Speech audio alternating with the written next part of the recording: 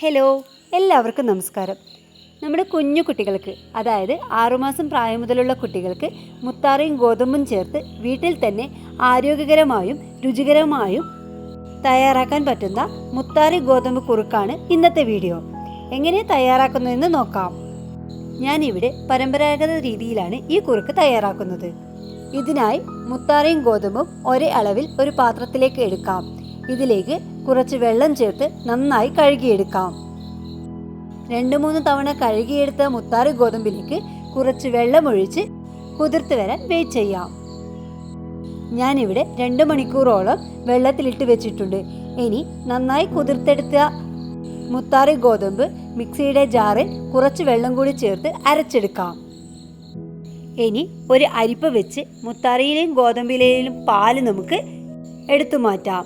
ഇതിലേക്ക് കുറച്ച് വെള്ളം കൂടി ചേർത്ത് ഒന്നും കൂടി പാല് പിഴിഞ്ഞെടുക്കാം. മുത്താറിയും ഗോതമ്പും നന്നായി അരഞ്ഞിട്ടുണ്ടെങ്കിൽ ഒറ്റത്തവണ അരിച്ചെടുത്താൽ മതിയാകും.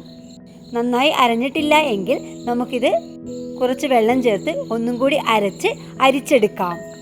മുത്താറിയിലെയും ഗോതമ്പിലെയും പാല് മുഴുവനായി പിഴിഞ്ഞെടുത്ത ശേഷം കുറച്ച് വെള്ളം ചേർത്ത് മാറ്റിവെക്കാം. ഒരു അരമണിക്കൂറിന് ശേഷം ഇതിലെ വെള്ളവും പാലും വേറെ വേറെ ആയിട്ടുണ്ട്. ഇനി നമുക്കിതിലെ വെള്ളം മാറ്റി വെച്ച് പാല് നമുക്ക് കട്ടിയുള്ള ഒരു പാത്രത്തിലേക്ക് ഒഴിച്ചു കൊടുക്കാം. ഇതിലേക്ക് കുറച്ച് വെള്ളം കൂടി ചേർത്ത് കൊടുക്കാം. മധുരത്തിനായി കുറച്ച് പനക്കൽ കഷ്ണവും നെയ്യും കൂടി ചേർത്ത് കൊടുക്കാം. കഷ്ണം ചെറുതായി ഒന്ന് പൊടിച്ച് അതിലെ വേസ്റ്റൊക്കെ ഒന്ന് കളഞ്ഞിട്ടാണ് എടുത്തിരിക്കുന്നത്. നെയ്യ് വേണമെങ്കിൽ അവസാനം കുറുകി വരുമ്പോൾ ചേർക്കാവുന്നതാണ്. നാടൻ നെയ്യാണ് ഇതിന് ഉത്തമം. ഇനി നമുക്ക് കൈവിടാതെ ഇളക്കി കൊടുക്കാം.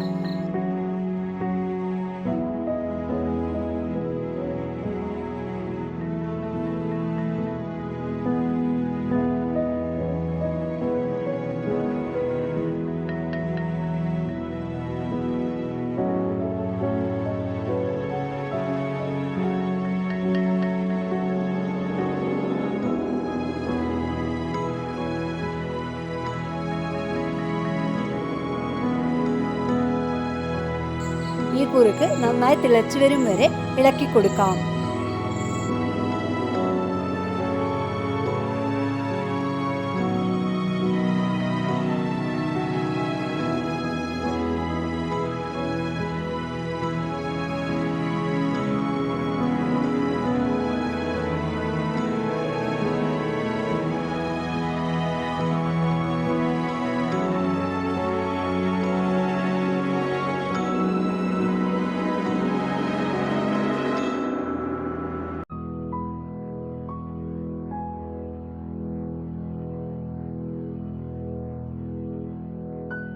ഇവിടെ കുറുക്ക് നന്നായി തിളച്ചു വന്നിട്ടുണ്ട്.